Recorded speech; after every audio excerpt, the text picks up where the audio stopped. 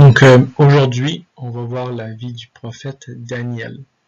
Donc, à mon avis, est une des histoires de la Bible les plus intéressantes.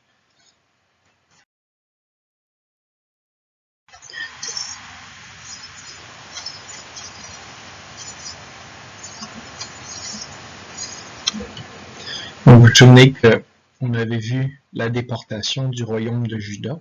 Donc, le royaume du sud avait été attaqué par les Babyloniens, par Nabuchodonosor, donc, qui était le roi de Babylone, qui était allé attaquer Jérusalem, mais qui avait réussi à détruire la ville.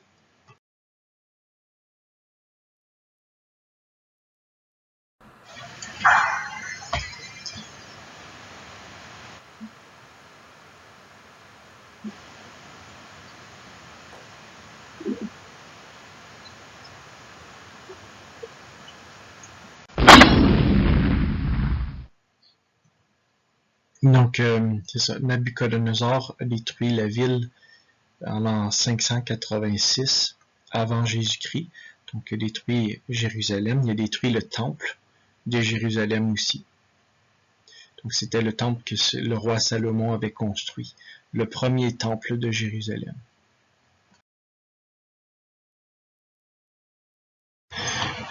Et ce qu'il a fait après Nabuchodonosor, il a pris plusieurs esclaves. Donc, il a déporté les survivants. Donc, il les a emmenés à Babylone pour la plupart. Donc, ici, on voit sur les photos les prisonniers qui se font emmener à Babylone.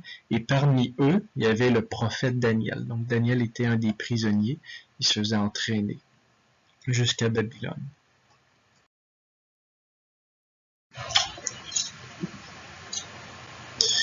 Donc, une fois arrivé à Babylone, donc il y avait un des rois, donc qui s'appelait Aspenaz, qui a décidé, il a dit voilà, ici on a les Juifs, donc les Hébreux, le peuple, celui qu'on appelle le peuple de Dieu. J'aimerais ça qu'on choisisse parmi eux des jeunes hommes qui sont beaux, qui se tiennent bien, pour me servir de plus près, qui soient à son service d'une façon particulière. Et on a choisi Daniel et 3 de ses amis, Ananias, Misaël et Azarias. Donc probablement qu'on les a choisis aussi parce que c'était des descendants du roi David, donc qui étaient de la noblesse. Et là, on voulait leur servir toutes sortes de nourriture. La nourriture aussi sacrifiée à des faux dieux, offerte à des faux dieux. Là, Daniel, il voulait pas manger tout ça parce que c'était interdit. Fait que là, eux autres, ils ont dit, ouais, mais si vous mangez pas ça, vous allez devenir tout maigre, vous serez plus beau. Et Daniel, il a dit, mais regardez, donnez-nous juste des légumes à manger puis de l'eau à boire pendant 10 jours, puis je vous promets qu'on va pas maigrir pendant ces 10 jours. Donc, les autres, ils ont dit, bon, ok, on va voir qu'est-ce que ça donne. Et que là, ils vont, pendant 10 jours, le prophète Daniel et ses 3 amis vont pas manger de viande, ils vont juste manger des légumes, puis juste boire de l'eau. Et 10 jours plus tard, ils vont être tout aussi beaux, ils vont pas avoir maigri. Donc ils vont dire d'accord, on accepte depuis vous pouvez rester à servir au palais, mais vous pouvez manger ce que vous voulez, on vous forcera pas à manger notre nourriture offerte à nos dieux, donc les faux dieux. Donc Dieu va donner une certaine sagesse à ces 4 jeunes hommes. Donc, il était capable de comprendre bien des choses. Il était très, très sage, comme on dit. Et à Daniel, il lui a donné le don de lire les rêves, de comprendre les rêves. Et, le roi était vraiment impressionné par leurs rêves et par son pouvoir par leur sagesse plutôt. Il trouvait que leur sagesse dépassait celle de ses sorciers à lui. Un jour, Nabuchodonosor a fait un rêve et il n'était pas capable de comprendre qu'est-ce que ce rêve voulait dire. Il a fait venir tous les sorciers de son peuple pour leur demander d'interpréter son rêve, puis il n'y a personne qui était capable de lui dire qu'est-ce que ça voulait dire ce rêve-là. Nabuchodonosor était fâché, et ce qu'il a dit, c'est que s'il n'y a personne qui est capable d'interpréter son rêve, il va massacrer tous les magiciens du royaume. Tous les sages et les magiciens, les sorciers, il va tous les massacrer.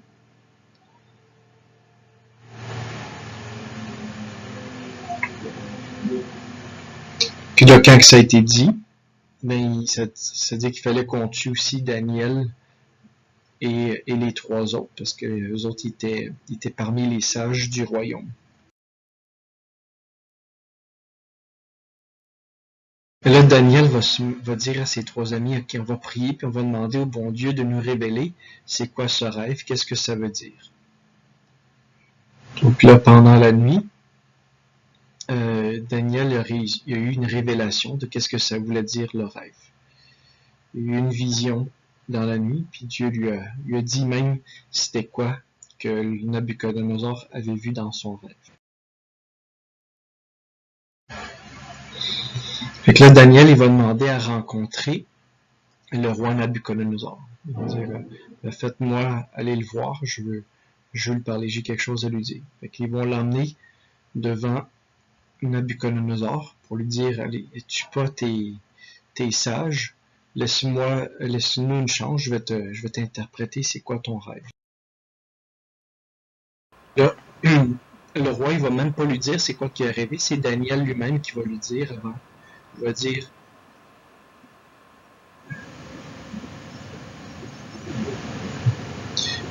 qu'il avait rêvé un gros statue, la tête était en or, la poitrine était en argent, si je me trompe pas. Les cuisses, le derrière et les cuisses étaient en bronze et les jambes étaient en fer.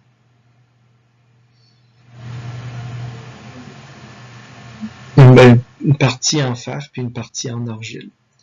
Puis là, on va dire, t'as fait ce rêve-là et tout d'un coup, t'as vu une boule de feu qui est descendue à ses pieds. Fait qu'il va lui dire, ça représente 4 empires, 4 royaumes. Donc il dit la tête en or, ça représente ton royaume, qui est le plus grand de tous les empires. Donc c'est l'empire de Babylone. Il dit après ton empire de Babylone, il dit l'empire de Babylone va être remplacé par un empire perse.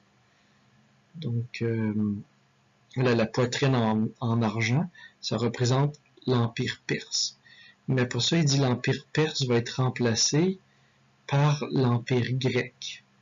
Donc c'est ça le derrière, les cuisses en airain ou en bronze. Ça représente l'empire grec qui va remporter la victoire contre l'empire perse. Puis après ça, il dit il va y avoir un autre empire, un quatrième empire, qui est l'empire romain. Donc voilà, il dit il va y avoir l'empire romain. Et il dit après ça, tu as rêvé qu'il y avait une boule de feu, une petite boule qui est descendue, qui est tombée, puis qui est allée détruire les pieds. Qui est allée détruire la statue, qui l'a frappé au pied.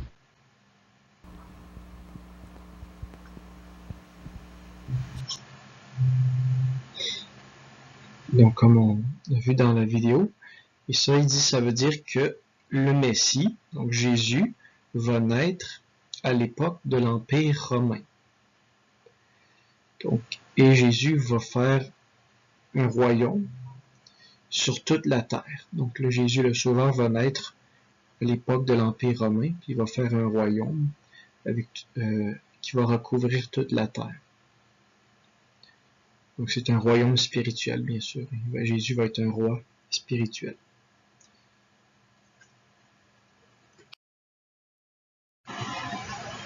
Voilà, c'est ça qu'il va le dire. Donc, et ça va vraiment arriver. Donc, après Nabucodonosor, va venir les Perses, puis ensuite les Grecs, avec Alexandre le Grand, puis ensuite les Romains qui vont venir. Puis les deux, il y avait un pied en fer, puis un pied en argile. Puis ça représente qu'il va y avoir aussi Hérode. Donc, c'est comme l'Empire romain, mais qui va, la terre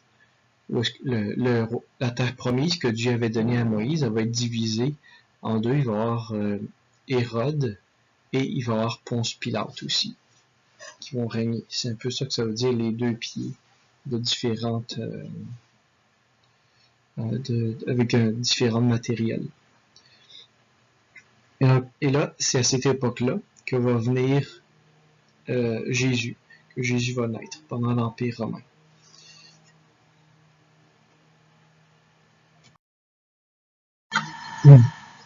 Le Nabucodonosor était vraiment content que Daniel ait pu interpréter ce rêve-là. Fait qu'il va d'abord se prosterner devant Daniel et il va dire: en vérité, votre Dieu est le Dieu des dieux et le maître des rois, le révélateur des mystères, puisque tu as pu révéler ce mystère. Alors le roi conféra à Daniel un rang élevé et lui donna nombre de magnifiques présents.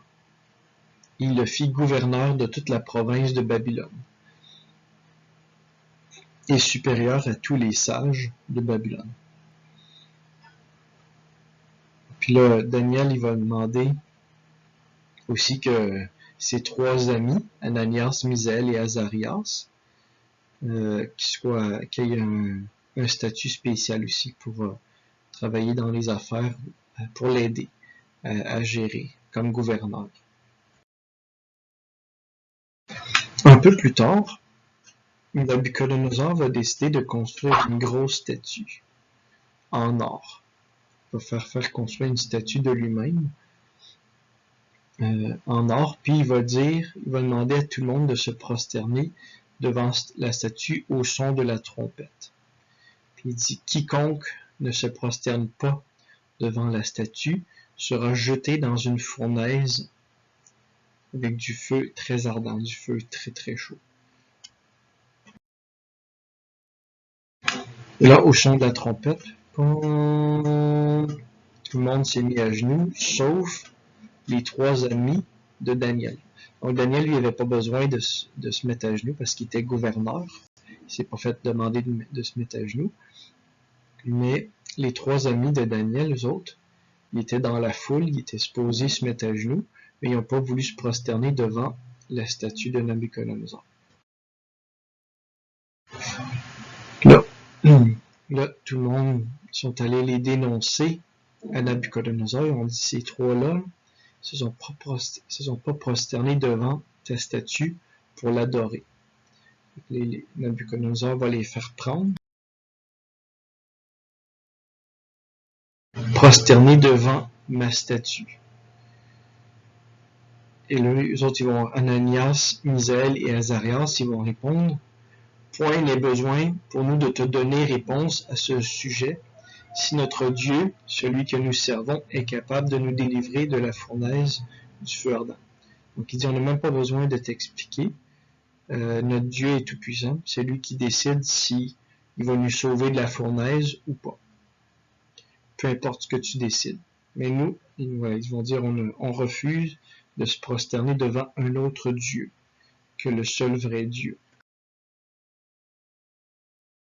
Nabucodonosor va être en colère, fait qu'il va demander est-ce qu'on les attache et qu'on les jette dans la fournaise.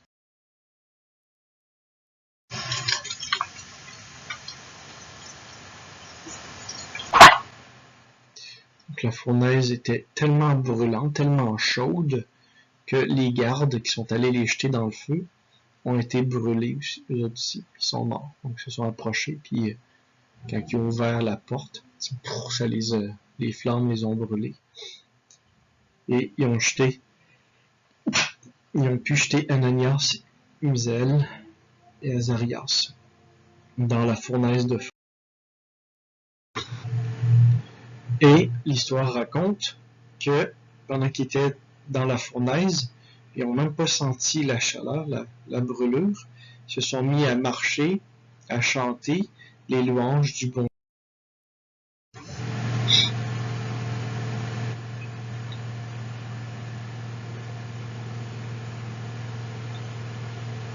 Dieu, sans qu'ils sentent aucune brûlure. Et là, Nabucodonosor va s'approcher de la fournaise, puis il va se demander qu'est-ce qui se passe. Il va même remarquer qu'il y a une quatrième personne qui est un ange. Un ange va apparaître pour les protéger.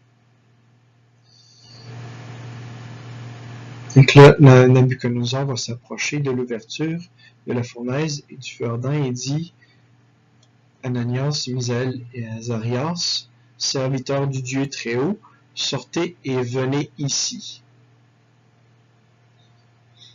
Donc,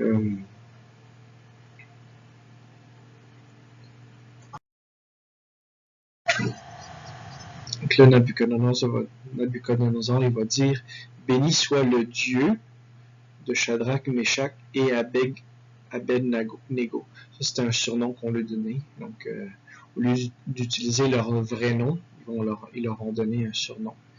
Fait que là, il dit, voilà, vous soyez bénis parce que Dieu a envoyé son ange pour vous délivrer. Parce que vous lui avez fait confiance, vous l'aviez obéi, il vous a protégé. Et que là, Nabucodonosor, il va lancer une loi, il va créer une nouvelle loi, un décret. Il va dire: peuple, nation et langue, que tous ceux d'entre vous qui parleraient légèrement du Dieu, de leur Dieu, soient mis en pièces. Donc, il va dire, si quelqu'un parle contre leur Dieu, il va être condamné à mort.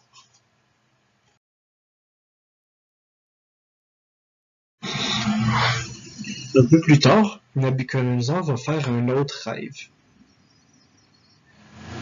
Donc, il va rêver un arbre au centre de la terre qui était de très grande taille. Donc, l'arbre était très très gros, puis il grandissait, il devenait de plus en plus gros. Il poussait tellement qu'il était rendu jusqu'au ciel. Et les feuilles de l'arbre étaient vraiment beaux, remplies de fruits. Et voilà, qui a tellement de fruits, assez pour tout le monde, puis ça donnait de l'ombre à ceux qui avaient besoin d'ombre et tout ça. Là, il regardait cet arbre-là, puis tout d'un coup, il entend une voix qui dit: abattez l'arbre, donc coupez l'arbre, brisez ses branches, arrachez son feuillage, jetez son fruit, que les bêtes fuient son abri et les oiseaux ses branches, mais que reste en terre souche et racines. Donc voilà, l'ange va demander qu'on coupe l'arbre, qu'on coupe toutes les branches, mais qu'on garde la racine de l'arbre. Donc là, Nabucodonosor va en fait ce rêve-là, puis il va se demander qu'est-ce que ça veut dire, Puis il va demander à Daniel, il va dire: Daniel, peux-tu m'interpréter c'est quoi que ça veut dire ce rêve-là? Là, Daniel va lui dire: ben cet arbre-là te représente toi. Donc avec ton royaume qui va devenir très très grand, très puissant, très beau, mais tu vas finir par devenir orgueilleux. Tu vas tellement être orgueilleux qu'à un moment donné, Dieu va t'enlever ton trône, ton royaume, pendant un certain temps, jusqu'à ce que tu deviennes assez humble, puis après ça, il va te redonner ton royaume. C'est pour ça qu'il dit, l'ange dit de garder les racines de l'arbre, parce qu'à un moment donné, tu vas devenir assez humble pour que le bon Dieu te donne ton royaume.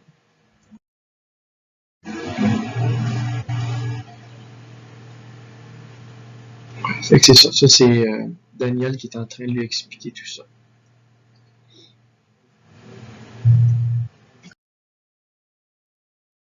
Et le rêve va vraiment se réaliser. Donc, ça va être 1 an plus tard que Nabucodonosor va perdre, il va être rejeté par ses serviteurs et tout ça. Et il va se retrouver avec les vaches il aurait tellement plus rien à manger, tellement pauvre, qu'il va manger l'herbe avec les vaches. Il vaut mieux être vraiment rejeté et vraiment misérable. À un moment donné, Nabuchodonosor va se retourner vers Dieu, puis il va commencer à louer Dieu, puis à le reconnaître qui est le seul vrai Dieu et tout ça, et que lui, il va s'humilier, qui est misérable sans Dieu. Et grâce à ça, il va finir par redevenir roi, reprendre son royaume, et il va remercier le Dieu, le seul vrai Dieu. Il va dire à présent, moi, Nabuchodonosor, je loue, exalte et glorifie le roi du ciel, dont toutes les œuvres sont vérité.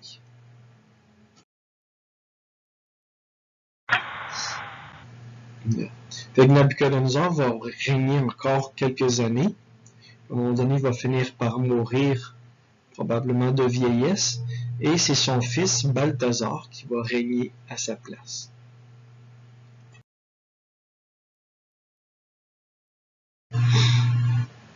Et donc ça va faire 1 an après que Balthazar soit devenu roi.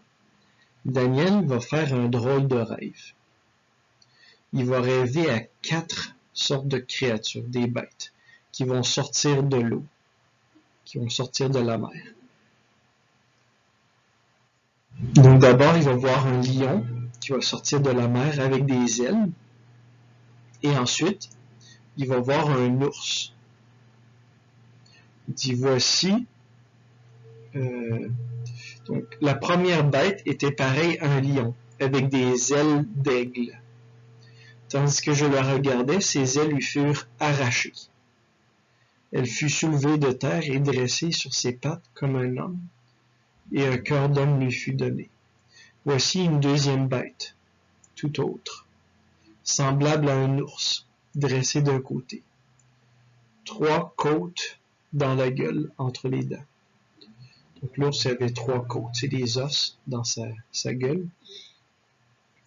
Et l'ours s'est fait dire, lève-toi, dévore quantité de chair. Donc l'ours va se faire dire de manger le lion. Donc l'ours va commencer à attaquer le lion. Et ensuite, il va y avoir une autre bête, un autre animal, qui ressemble à un léopard, et avec 4 ailes. 4 ailes sur son dos. Et le léopard avait 4 têtes. Donc on le voit au fond ici, c'est la troisième bête. Et après ça, il va y avoir un 4e animal qui est une espèce de grosse créature avec des dents de fer. Il mangeait, il brisait, il foulait aux pieds ce qui restait. Il était différent de tous les animaux précédents. Il avait 10 cornes sur sa tête.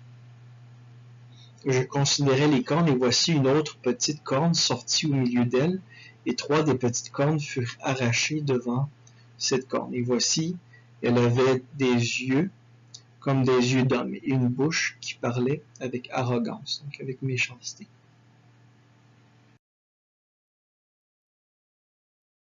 Il va se demander qu'est-ce que ça veut dire ce rêve-là. Donc, il va se poser des questions, il va prier, et il va se faire révéler, le bon Dieu va lui révéler que ce rêve-là, ça représente aussi les royaumes. Donc le lion, ça représente le royaume de Babylone. L'ours, ça représente l'empire perse. Donc c'est la même chose que la statue. En gros, ça veut dire à peu près la même chose que la statue. Donc il va y avoir les Babyloniens, comme la tête en or. L'ours, qui représente les Perses, qui est le torse, les bras en argent. Et les léopards, ça représente les Grecs. Donc le monstre avec 10 cornes, ça représente Rome, les Romains.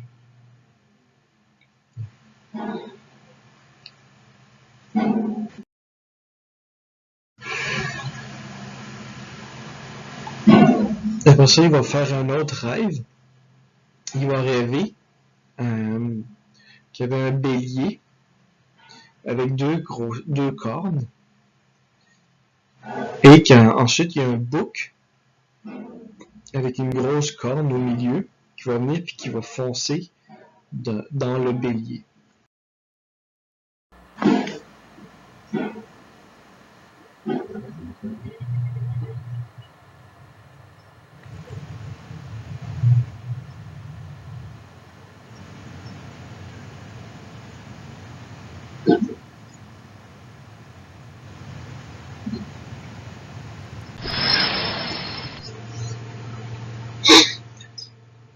Donc le bélier, avec deux cornes, ça représente les Perses. Les Perses et les Mèdes, donc c'était le royaume. Et le bouc, avec la grosse corne au milieu, ça représente les Grecs. Donc c'est Alexandre le Grand. Donc les Grecs qui vont remporter la victoire contre les Perses et les Mèdes. Il paraît que la grosse corne, le bouc qui avait une grosse corne, à un moment donné, elle se casse et elle est remplacée par 4 petites cornes. Ça veut dire que après la mort, pendant les temps des Grecs, l'empereur va mourir et que son royaume va se diviser en 4. Ça va vraiment arriver. Son royaume va se diviser en 4. Donc le prophète Daniel, il a vu tout ça, qu'est-ce qui allait se passer. Bon Dieu lui a tout révélé ça. C'est vraiment, vraiment arrivé.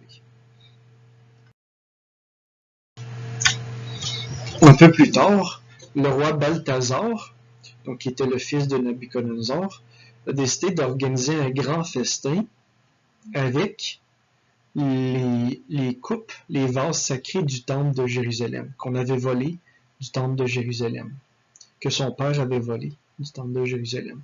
Donc tous les calices, les coupes et tout ça, ils les avaient pris, et a décidé de faire un grand festin avec ça, un grand repas. Et pendant qu'il mangeait, avec tous ses amis, il y a quelque chose de vraiment spécial qui va se passer. Donc on va le voir. Donc là, on les voit en train de boire avec les calices du temple de Jérusalem, et tout d'un coup, ils vont remarquer une main qui apparaît sur le mur et qui commence à écrire des choses dans une langue que lui ne comprenait pas.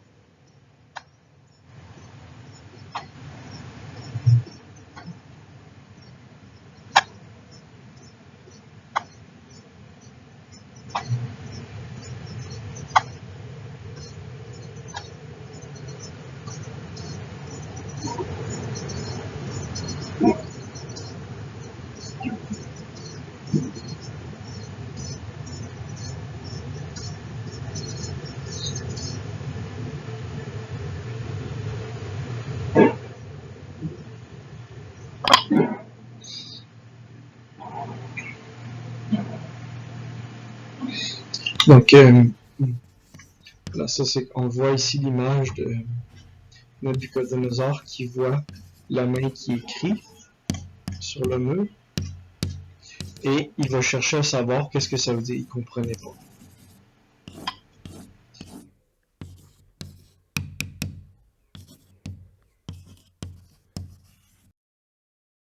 Ils vont faire venir tous les sages du royaume. Il va leur demander d'interpréter qu'est-ce que ça veut dire, puis il n'y a personne qui était capable de le lire. Donc là, il a entendu parler que Daniel était bon. Il a entendu dire que Daniel était bon pour l'interpréter, puis il a dit si quelqu'un est capable de me l'interpréter, je vais le revêtir de pourpre et lui mettre une chaîne d'or autour du cou. Et c'est lui qui va avoir la 3e place dans le royaume. Okay, c'est ça. Là, on va faire.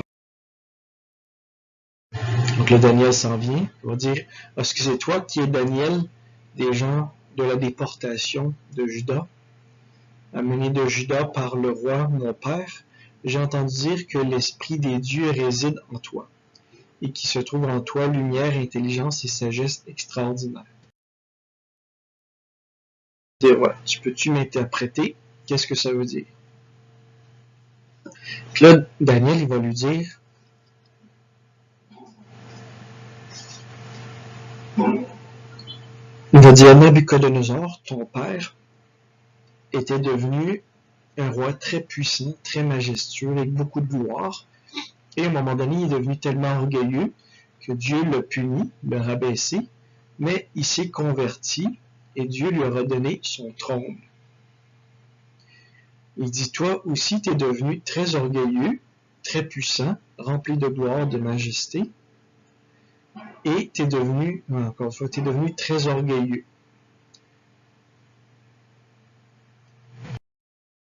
Et il dit, à cause de ça, tu vas perdre ton royaume très bientôt.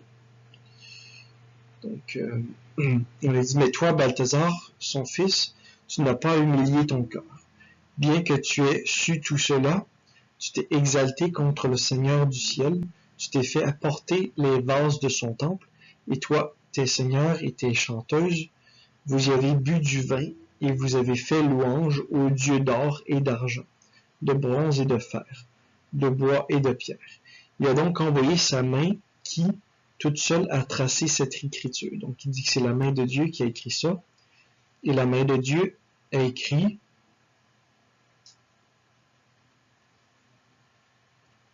Mener Tekel et Parsine. Donc il dit voilà ce que ça veut dire. Mener, ça veut dire Dieu a mesuré ton royaume et l'a livré. Donc Dieu t'a mesuré et tu vas perdre ton royaume. Tekel, tu as été pesé dans la balance et ton poids se trouve en défaut. Donc il dit voilà, c'est comme on a mis une balance bien mal, puis mal ça pèse beaucoup plus que bien. Parsine, ça veut dire ton royaume a été divisé et donné aux Mèdes et aux Perses. Donc là, ça veut dire que les Mèdes et les Perses vont arriver bientôt. Vous vous souvenez, c'est la grosse statue avec le torse, le corps et les bras en argent. Ça, c'est les Mèdes et les Perses qui vont prendre les Babyloniens. Alors Balthazar ordonna de revêtir Daniel de pourpre et lui mettre au cou une chaîne d'or, comme il avait promis. Et il le fait gouverneur en 3e place dans le royaume.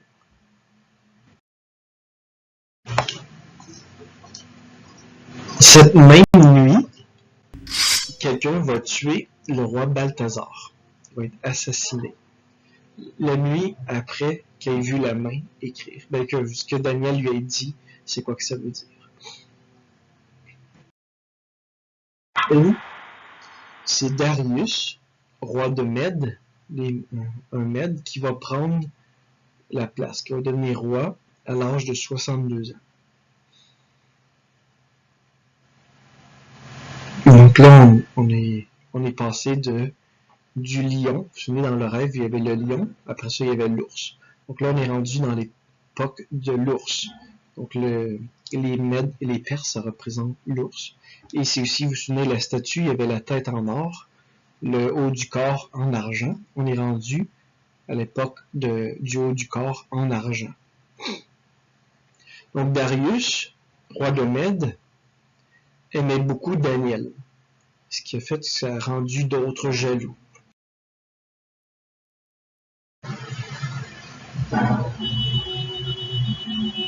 Et là, il y en a qui étaient jaloux et qui ont cherché à faire tuer le prophète Daniel. Ils cherchaient toutes sortes de solutions, puis à un moment donné, ils ont dit « Hey, on va convaincre le roi Darius de faire une grosse statue de lui et de demander est-ce que tout le monde l'adore pendant 30 jours. Et que si quelqu'un adore quelqu'un d'autre que cette statue pendant les 30 jours, il va être jeté dans la fosse aux lions. » Puis ils ont dit Darius, tu devrais faire ça. Puis au début, il voulait pas trop, puis finalement, il a dit ok.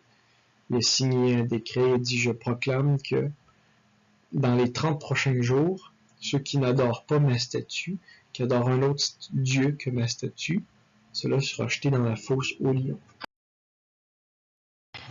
Et là, ceux qui l'ont convaincu de faire ça sont allés espionner Daniel, puis ils ont vu que Daniel il faisait des prières à Dieu et qu'il n'a jamais prié devant la statue du roi Darius.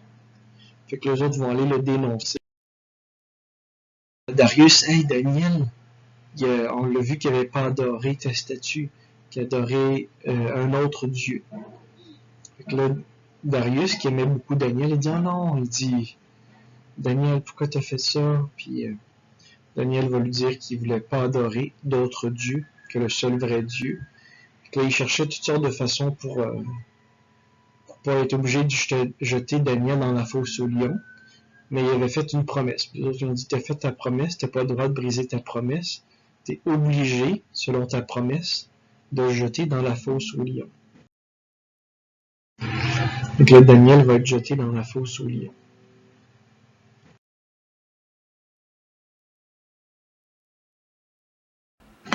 Le roi Darius, il aimait tellement Daniel que il s'est mis à jeûner toute la nuit. Il n'a pas passé. Il regrettait tellement qu'est-ce qui s'est passé. Puis il sentait qu'il ne pouvait rien faire parce qu'il a fait sa promesse. La seule chose qu'il a décidé, c'est qu'il a décidé de prier toute la nuit, puis de jeûner, de ne pas manger la nuit. Il demandait à Dieu de protéger Daniel.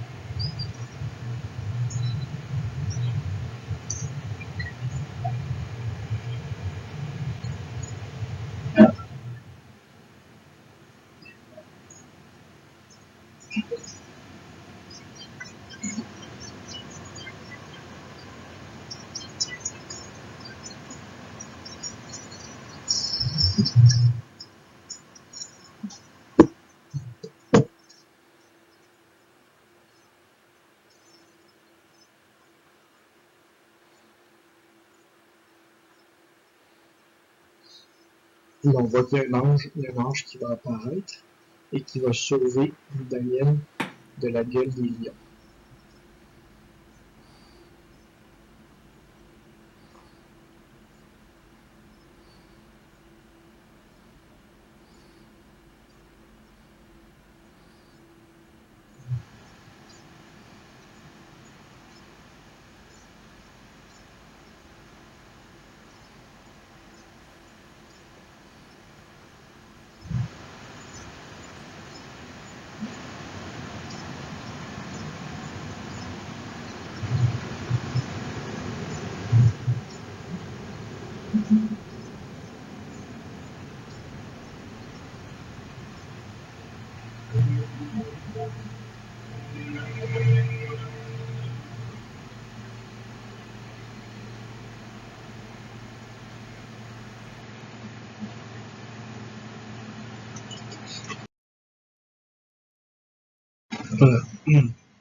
Donc, Daniel va prier toute la nuit sans se faire dévorer par les lions. Et le lendemain, Darius va se dépêcher, il va courir, puis il va ouvrir la porte, puis il va dire, Daniel, Daniel, est-ce que tu es encore vivant? Daniel, serviteur du Dieu vivant, ce Dieu que tu sers avec persévérance a-t-il pu te faire échapper aux lions? Daniel a répondu, Ô roi, vis à jamais, mon Dieu a envoyé son ange, il a fermé la gueule des lions, et ils ne m'ont pas fait de mal, parce que j'ai été trouvé innocent devant lui. Et devant toi aussi, ô roi, je suis sans faute. Que le roi, il va être tellement content, il va sauter de joie, et il va demander ce qu'on jette dans la fosse aux lions, ceux qui ont essayé de faire mourir Daniel.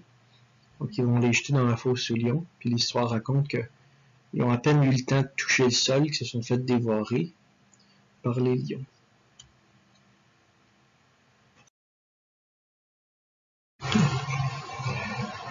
Dans sa vieillesse, Daniel va avoir plusieurs révélations. Il va avoir des apparitions de l'ange Gabriel. Je pense qu'il va avoir aussi Saint Michel Archange. Et qui vont lui donner des... Donc l'ange va lui donner, l'archange Saint Gabriel va lui donner la date exacte de la mort de Jésus. Donc il va lui donner des chiffres en code. Il va dire 7 semaines et 62 semaines. Les 6 semaines, ça signifiait année. Donc, parce que des fois, il utilisait un mot, dans sa langue, il utilisait un mot qui pouvait vouloir dire semaine, mais qui avait aussi le sens, qui avait surtout le sens d'année. Donc 7 semaines et 62 semaines, il dit que le Messie, Jésus, le Sauveur, va mettre fin au péché. Donc, qui va mettre la fin au péché. Donc, voilà, on sait que quand Jésus est mort, on continue, c'est sûr qu'on continue de faire des péchés, mais il a mis fin au péché dans le sens que Jésus a déjà remporté la victoire contre le démon en mourant sur la croix. Donc, j'ai 7 fois 62, ça donne 483.